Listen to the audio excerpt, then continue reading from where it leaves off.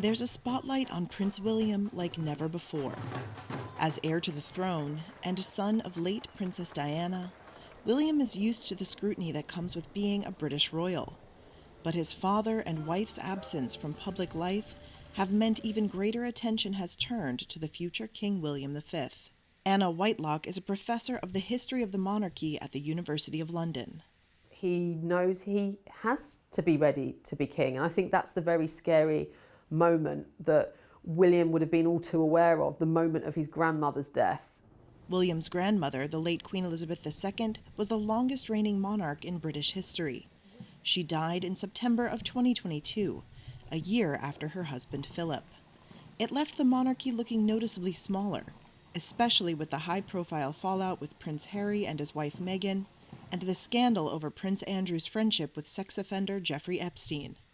Now, the current absence of Charles and Kate as they battle cancer has brought that even more into focus. You know, and when that cancer diagnosis came, of course, I'm sure his first reaction was, as a son, concern for his father.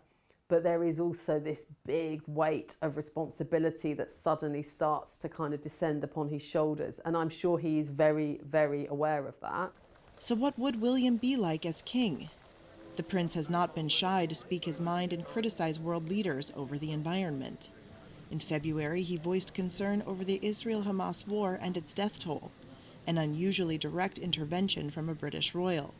He's also won praise for championing causes like mental health. He wants to actually play a role and use his platform, and I think it's going to be really interesting over the next few years to see whether people are ready for that, or whether there is a kind of line which he ends up having to be very clear that he doesn't cross. And as for how one person can handle these stressors in the public eye, author and royal biographer Robert Hardman has a response. I'm sure when the time comes, Prince William will step up to the plate. I mean, we saw how in the aftermath of the death of Elizabeth II, the longest lived, longest reigning monarch we've ever had, people thought, how do you follow that? Well, the answer is monarchy gets on with it. It stands for continuity and stability, and one generation moves on, and that's the way it's always worked.